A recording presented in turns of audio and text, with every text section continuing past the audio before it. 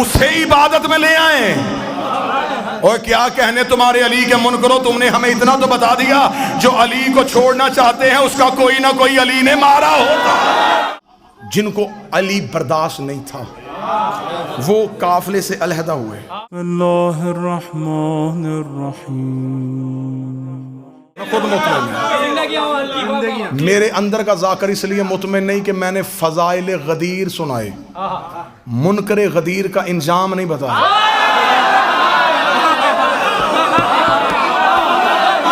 فضائل تو سب مان جائیں گے، گفتگو آج یا کل یوٹیوب پہ چلے جائے گی، ہر بندہ کہے گا ٹھیک ہے فضائل پڑھے تھے۔ آؤ آؤ آؤ میں تمہیں علی چھوڑنے کا انجام دکھاؤں۔ ٹھیک ہے، بڑی جلدی میں، بڑی جلدی آخری قصیدہ آئے انجام دیکھیں۔ ہو گئی بیعت، وہاں بھی ایک نے انکار کیا تھا۔ آرام سے سن لیجئے گا، میری توقع سے زیادہ داد آپ دے چکے۔ یہاں پھر ایک نے انکار۔ اب یہاں جس نے انکار کیا، میں نے پوری تحقیق کی ہے، حادثاتی طور پہ نہیں اٹھا کہ جذباتی ہو گیا کہ بندہ اٹھ گیا، نہیں، مکمل اس کے پیچھے ایک پلان تھا۔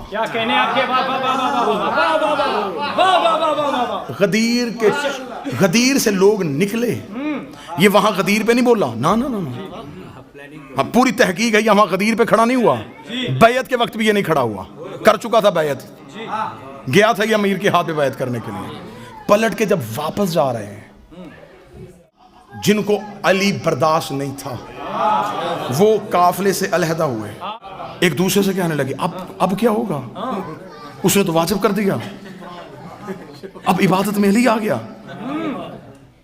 ہمیں وہ مذہبی قبول نہیں،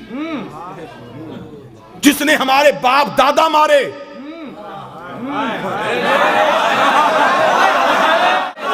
اسے عبادت میں لے آئیں۔ اور کیا کہنے تمہارے علی کے منکرو، تم نے ہمیں اتنا تو بتا دیا، جو علی کو چھوڑنا چاہتے ہیں اس کا کوئی نہ کوئی علی نے مارا ہوتا۔ ہم علی کو لے آئیں، ہم نہیں لانا چاہتے۔ انہوں نے فہر قبیلہ کا ایک شخص چنا، حارث اس کا نام تھا۔ سننا بے شمار سے اگلی بات سننا ذرا۔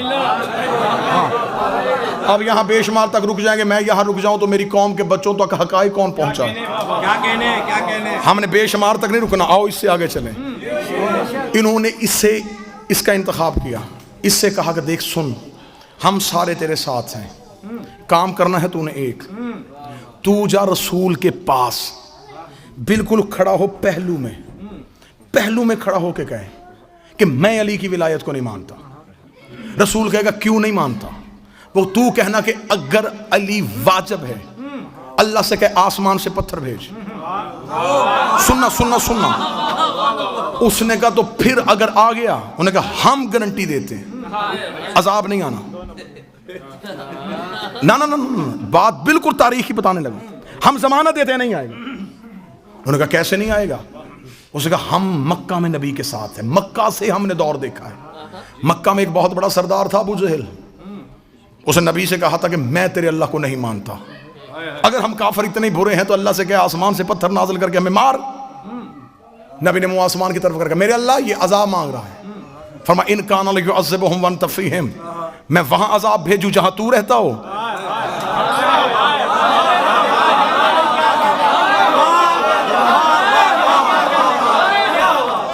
ساری زندگی ابو جہل اسی اکڑ میں رہا کہ اس نے عذاب کیوں نہیں بھیجا، نبی بار بار کہتا رہا بھیج دے، فرمایا اس ایک ابو جہل کے لیے محبت کا پیمانہ بدل دوں، معیار محبت تبدیل کر دوں، تجھے رحمت للعالمین بنا کے بھیجوں، پھر عذاب بھی بھیج دوں، بھونکنے دے اسے، چھوڑتا ہے مجھے چھوڑنے دے، مجھے اس جیسے چاہیے بھی نہیں، میں محبت کا پیمانہ نہیں بدلوں گا۔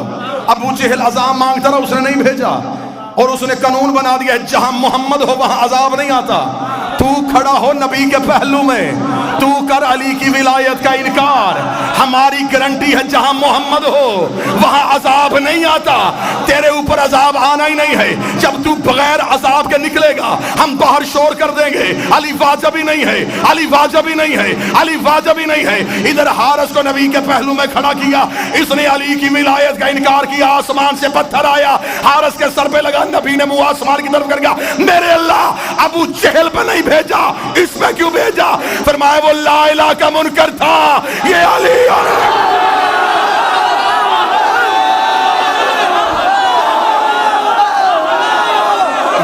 ولی اللہ کا منکر، اسے نہیں چھوڑنا، علی کا منکر نہیں چھوڑنا، اس لیے کہ علی نے میرا کوئی بھی منکر نہیں چھوڑا، علی نے مارے میرے دشمن۔ سألا سائل بعذاب واقع، ایک سوال کرنے والے نے سوال کیا، ہم نے عذاب واقع کر دیا۔ آیت کہتی ہے وہ عذاب جو ہم نے کافروں کے لیے تیار کر کے رکھا تھا۔ آج کوئی مولوی جرأت تو کرے کہ حارث کو کسی گناہ کی وجہ سے عذاب آیا ہے، تو میں تمہارے سامنے نبی کی حدیث رکھوں گا کہ وقوف عرفات کرو تو پچھلے معاف ہو جاتے ہیں۔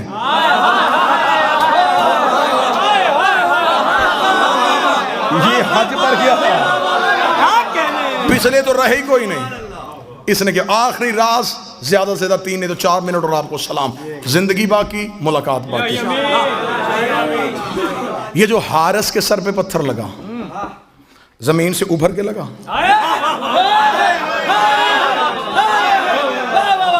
ہوا سے اڑتا اڑتا آ گیا، نبی نے اٹھا کے مارا، کہاں سے آیا تھا؟ عرش سے۔ عرش پہ پتھر کا کیا کام؟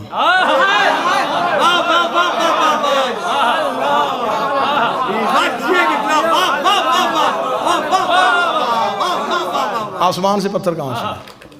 پتھر کا تعلق ہے جمادات سے، جمادات زمین کا حصہ ہے، آسمان پہ تو پتھر ہے ہی نہیں، کہاں سے آیا؟ آپ قرآن کی دہلیز پہ چلیں، میں نے قرآن سے پوچھا تو بتا یہ پتھر کہاں سے آیا تھا؟ قرآن کے دھیمے لہجے میں بات آئی، الم تر کیف فعل ربک باصحاب الفیل، تمہیں یاد ہے ہم نے ہاتھی والوں کے ساتھ کیا سلوک کیا تھا؟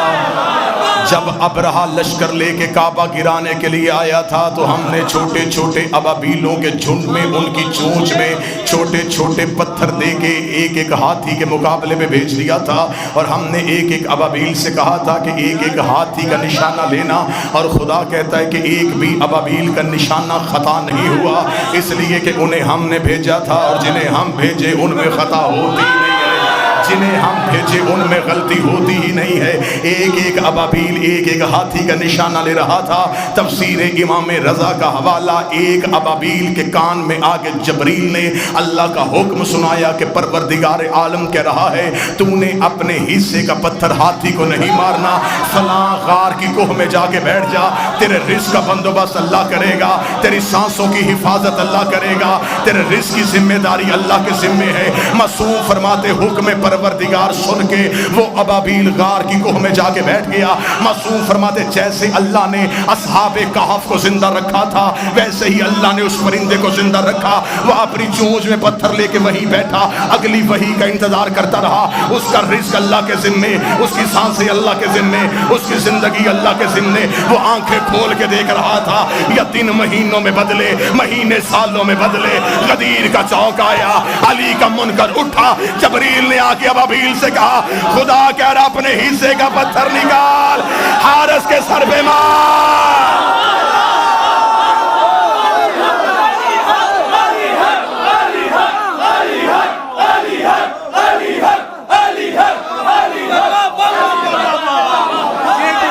تاکہ میں دنیا کو بتاؤں کہ وہ کعبے کا دشمن تھا، یہ علی کی ولایت۔ ہو گئی گفتگو تمام، بہت گوشے ابھی خالی رہ گئے، زندگی باقی، ملاقات باقی۔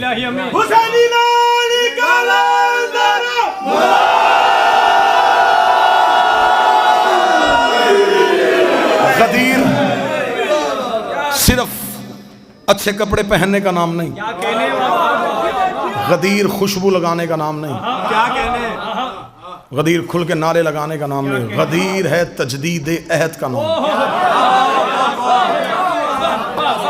روحوں والی بیعت جسموں سے اقرار کرنے کا نام ہے۔ میں تمہیں سنا کے نہیں جا رہا، تم مجھے سن کے نہیں جا رہے۔ ایک وارث ہے جو پردے میں بیٹھا ہے، جو اسی لمحے تمہیں بھی دیکھ رہا ہے، مجھے بھی دیکھ رہا ہے، وہ اندر بھی جھانکتا ہے، وہ زبان کا اقرار بھی سنتا ہے۔ مہمان ہوں، کئی رشتے ہیں میرے آپ کے ساتھ، مہمان ہونے کا رشتہ، حسین کا ذاکر ہونے کا رشتہ، کربلا کا زائر ہونے کا رشتہ، اتنے رشتوں کے ساتھ ممبر آل محمد سے باوضو ہو کے منت کر کے جا رہا ہوں۔ یہ ہاتھ جڑے ہیں میرے، اتنے مجمع میں اپنے ذاتی کام کے لیے ہاتھ جوڑوں، میرے لیے موت، علی کے لیے جوڑوں، میرے لیے فخر۔ یہ ہاتھ چھوڑ کے جا رہا ہوں، زندگی میں کبھی علی نہ چھوڑنا، علی ولی اللہ نہ چھوڑنا، حسین کا ماتم نہ چھوڑنا، عقیدے والے سید کی توہین نہ کرنا، اور بطول کے دشمن کی کبھی عزت نہ کرنا۔ اس اقرار پہ زندہ رہو، اس اقرار پہ زندگی گزارو، زمانے کے سامنے کھل کے جیو۔ سانسوں کا مالک بھی علی ہے، رزق کا بندوبست بھی علی کرے گا۔ زندہ رہو تو علی کی ولایت میں، آخری سانس دو تو علی کی ولایت کے۔ بڑا خطرناک دور آ گیا ہے، جیسے جیسے ہم قائم کے ظہور کے قریب جاتے جا رہے ہیں، ویسے ویسے چھان بریک ہوتا جا رہا ہے۔ قائم کے ظہور کی، اللہم صلی علی محمد وآل محمد۔ بادشاہ قائم کے ظہور کی علامات میں سے ایک علامت ہے، مولا فرماتے میرے آخری بیٹے کا ظہور ہوگا۔ ہمارے شیعہ ہمیں ایسے چھوڑ دیں گے جیسے خزاں میں پتے درخت کو چھوڑ دیتے ہیں۔ لہٰذا غدیر میں صرف نعرے لگا کے گھر جانے کا نام نہیں، آج کے دن اس بارگاہ میں بیٹھ کے عہد کرو، مالک ہم تیری ولایت پہ رہنا چاہتے ہیں۔ پھر سر دینا پڑے، زبان دینی پڑے، تنہا رہنا پڑے، اکیلے رہنا پڑے، تمہارا سوشل بائیکاٹ ہو جائے، لوگ تمہیں بلائیں نہ، دنیا داری کا نام علی نہیں۔ میں ممبر سے کہہ کے جا رہا ہوں،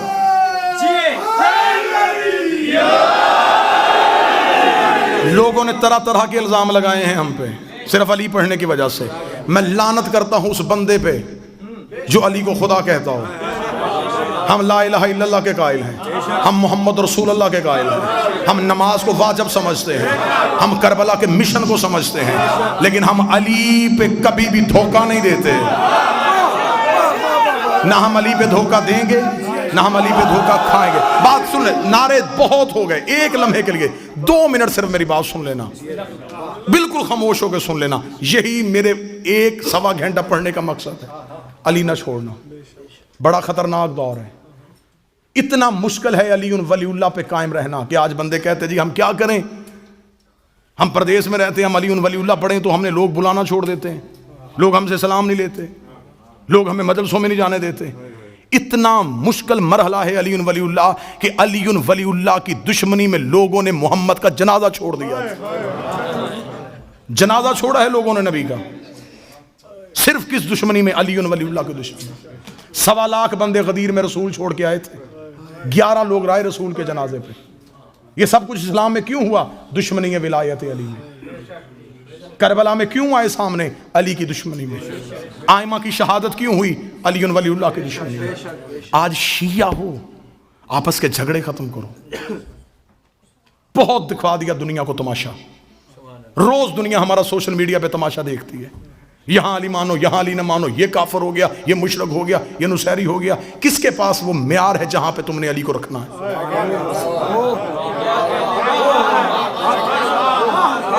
علی ولی اللہ تمہارے گھروں کی لڑائیوں کے لیے؟ اگر کسی سے ذاتی ضد ہے تو ذاتی انداز سے کرو، بہانہ علی کو نہ بناؤ۔ ایک بیٹا علی کا بیٹھا ہے، اس کے قہر سے ڈرنا، اس کے غضب سے ڈرنا۔ بڑی دنیا نے علی کے نام پہ دھوکے دیے ہیں۔ علی ولی اللہ تمہارے سینے میں رکھو، مسلط نہ کرنا کسی پہ۔